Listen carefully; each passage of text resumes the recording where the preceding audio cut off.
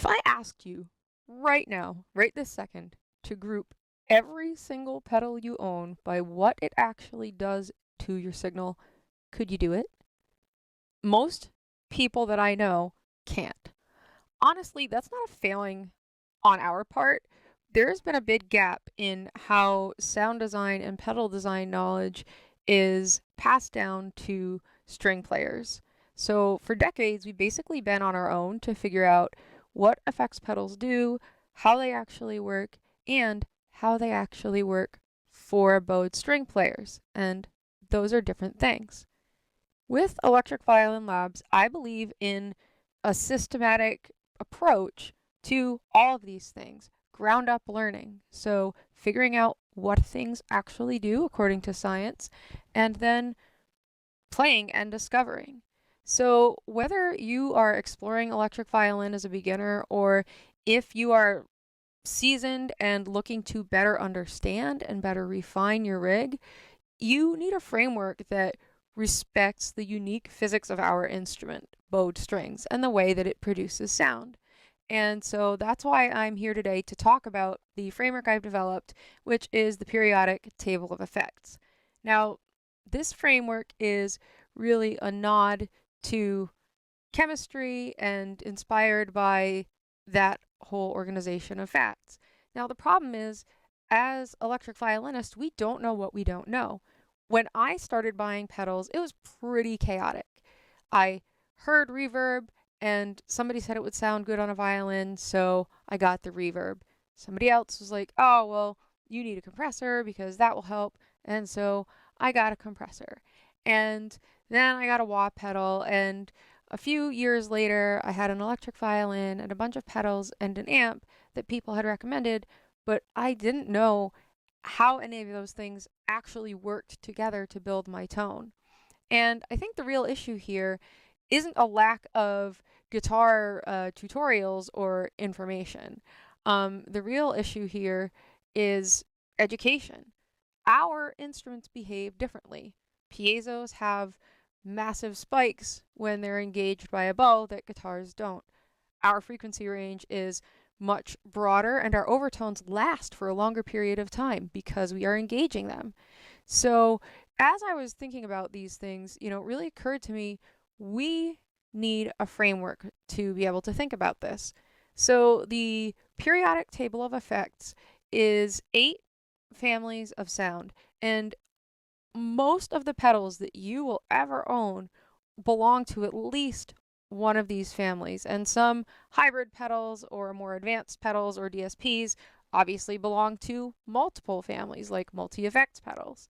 But once you understand these families and how they work, you'll understand how the pedal is actually working with your signal and where that particular effect sits in relationship to other effects families. And you'll start to understand how you're actually working your signal chain through your effects, and then you can more easily make changes, test new pedals, swap things in and out, and understand what the actual impact might be. So we're going to take a walk through the table, and first we'll start with dynamics. These include compression, noise gate, and limiter. So all of this is about controlling the volume of your signal before it hits the rest of your chain. And for us, this is kind of like a good first responder category. So, for violinists, piezo pickups can pick up a lot of our bow transients and bow attacks. So, for example, a compressor can catch some of those extremes and lift up our quiet notes, creating sort of a stable, more consistent sound that we're sending through our signal chain. A limiter is sort of like a hypercompressor, acting as sort of a hard ceiling. So that can also help in situations where you are concerned about sending too much signal to maybe the front of house with a particular effect. So the filter family includes wah, EQ, envelope filter, And essentially, filters decide which frequencies stay and which ones go, and the different effects decide how that happens. For me, an EQ is a must for piezos. It's a really important tool that allows me to balance the tone of the instrument across the instrument, even for my hybrid pickups and for my magnetic pickups. I couldn't find that word. I like to use an EQ, and I like to try and find a really balanced tone before I do anything in my signal chain. And so it can really allow you to sort of add warmth into the low mids and get rid of that sort of boxy sound. It can let you bring down some of the harshness and spikiness of piezo, and that can be particularly helpful when you go into the gain family. So our gain family includes boost, overdrive, distortion, and fuzz. And a lot of people have asked me in my classes, oh, well, I just need to be a little bit louder during a solo section, and a boost is a great way to do that. So gain is intentional distortion, and gain is adding harmonics by actually pushing our signal. And so a boost is like the most mild form of that, just giving you that little extra edge. But the gotcha for violinists, and really for anybody, but it really impacts violin, is that gain amplifies everything, especially tone issues, especially piezo highs. And that can be a genuine nightmare in overdrive, distortion, and fuzz as you're using those effects. So it's important to to think about how your families, this is a place where those families are working together already, and thinking about how that impacts your chain. So once, if you're sending that balanced signal, then when you pump for the overdrive, which is sort of your lowest level of distortion, or your distortion, or your fuzz, which is a hyper distortion, then you can get some really great effects without sort of the pain of the super piezo high. So the modulation family, chorus, phaser, flanger, tremolo, vibrato, these effects add movement and shimmer to the sound. Now the one gotcha for violinist, a lot of us, chorus is sort of every electric violinist likes to add a little bit of chorus to give return a more full, less robotic sound to the instrument, especially since we're accustomed to that acoustic fullness. But effects like tremolo and vibrato can be really a little bit seasick making or disorienting if you are using your natural vibrato with those effects and you haven't tested it out first. So key thing, if you are a person who has a physical vibrato and has developed one, plays with it, likes it, and wants to use vibrato or tremolo, absolutely do it, but test it first and just make sure that you are sort of calibrated. Now, the modulation family, I think, has a lot of interest for me as an electric violinist, because our bow can make such a different impact and a longer lasting version of these sounds and these effects, which I really, really love. And speaking of long-lasting, interesting versions of sounds that I love, also the time-based effects are right there. Now, time-based effects include reverb, delay, and I did include looper here. And the reason that I included looper is because, like reverb and delay, all of these effects store your signal and play it back. When a reverb stores hundreds to thousands of copies of your signal and plays them so closely together that you can't tell that they're copies, it just makes it sound like you're experiencing the echo in whatever particular space, either a small room all the way up to a cathedral. A delay does rhythmic echoes, and those are based on a number of milliseconds that you specify, and they can go on and on. Some delay effects allow you to define how much time you have before it decays. Others, you can go on and on forever. So these effects are all using the delay function of repeating your signal and then playing it back to you. Chain position generally for these time-based effects tends to be more toward the end of the signal chain, and rules are made to be broken. So if you're going for a sound where you're like, yeah, I want to distort a room, you do you, and make the wildest chain, just make sure you understand what you're doing and why, so you can repeat that no matter what pedal you're putting into your signal chain. Next, we have the pitch and harmony families. And these include the pitch shifter, harmonizers, octaver pedals, and pitch bends. This family adds notes that you are not physically playing to your sound. So it's a little bit different than delay because you played those notes and they're just being repeated. But an octaver actually brings that signal and can make it 1 octave lower, 2 octaves lower, 3 octaves lower, 1, 2, or 3 octaves higher. You can loop that and create yourself a really nice bass line. Harmonizers can play in seconds, thirds, fourths. The advanced harmonizers, you can choose what key you're going to play in and what intervals you'd like throughout. So there's just a lot that you can do with these pedals that create worlds that you are not actually creating with your physical instrument. So these for me are really fun. I use them a lot. And finally, we have the texture and the generative families, which happen to be my favorite. So the texture families include things like bit crushers, sample rate reducers, and codec emulators.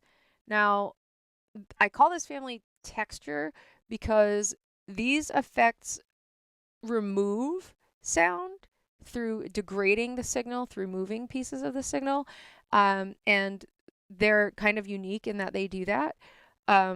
The Chase Bliss Lossy is one of the most interesting pedals I've experienced as a sample rate reducer, and kind of emulating some of those sounds and creating sort of like lo-fi sounds, pixelated sounds. So for experimental sound design, which is where I really love to be, these are go-to tools for getting your violin sounding not at all like a violin, which is honestly what got me interested into guitar pedals and effects in the first place, is that I play violin well enough, and I don't want to have to learn another instrument or 7 other instruments to play them all that well to do what I can already do on a violin. I just want to be able to hook up my violin and make it do it. So these pedals are things that can really expand the range of your sound. And I just heard a pedal demo on the JHS channel that emulated anime characters, and I can't remember what it is, but I've got to find it so I can drop a link in the notes because that was truly wild. Finally, we've got the generative family, and these include things like your ring modulators, your synthesizers, your vocoders. So your instrument with something like the SY300, for example, the Boss SY300, you are actually taking your instrument and then you have multiple oscillators, and you can assign each of those oscillators different waveforms, and you can control multiple aspects of the waveform, and you can control the full signal path. So you are able to essentially control a small synth. And these effects are using your actual pitch and tracking your pitch to trigger whole new sounds, whole new waveforms. So to me, these are some of the most creative effects. Maybe they're a little bit difficult to be satisfied with, in particular the synth, because you have to do a lot of building before you can do a lot of playing if you have a very specific sound in mind. But the good news is that you can build a sound if you have a very specific sound in mind and you want to do that. So how to use this table in your practice and in your work. So now that you sort of have a framework, if you've been looking for one, I am going to recommend a 3-step process, and it's one that I started going through as soon as I came to the realization that this is the way I needed to be thinking about this to understand effects, is to take every pedal you own and figure out which family it belongs to. If you have a pedal and you don't know what it does, you can try to figure it out by turning it on, comparing its behavior to other pedals that you have, or you can use our fine friends, Claude GPT, Google, to search the pedal, look on YouTube and find the maker, find somebody who says, this is what this pedal is, this is what it does, this is the kind of circuitry it has, this is how it's impacting your sound. Once you put your pedals into these categories, you will start to see probably that you have some very clear preferences and pedals that you just have like a ton of, and then other areas where you're kind of like either you don't like those effects and so you don't use them in your genre or in your playing, or you haven't really known about them and thought about them yet. For example, I know I really don't need any more modulator pedals. It doesn't mean I won't be getting them, but I don't need them. And the other thing this can help with is the order of your chain. So again, there are not laws here. However, there are things that players do, and they tend to start with a sort of a default pedal order that can sort of begin with like dynamics and filter, followed by sort of pitch, then gain, modulation, and then into your time-based and your generative. I say if you know what things are doing and how they're working, then you can start to switch the order of things, and you can do it by ear. Absolutely no problem. When it helps to have the knowledge is if you want to be able to repeat that result, if you want to pull other things in. So the larger a pedal chain sort of gets, the larger a signal chain gets, I think the more helpful it is to understand the science behind it so that you can tweak it and make changes without throwing off the whole ecosystem of your sound. Another thing that might be helpful with this is if you have knowledge and start thinking of your pedals in groups by their jobs and how they're acting, what they're doing to your signal, then you can learn the tonal tendencies and the characteristics and diagnose sound issues of your chain more easily instead of just being like, oh, this sounds bad. What does that even mean? Like, what's bad? And then by understanding these, of course, you get to explore and expand what your instrument can do. So if you are ready to dig into this, over the next 3 months, I'm going to be deep diving in the labs into all of these families, multiple pedals, workshops, open labs.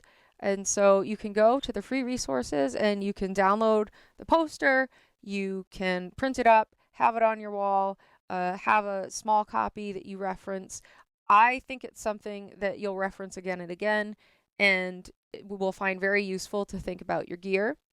You can take a look out for YouTube classes that there will be some YouTube videos that will be coming up over the month to introduce these concepts.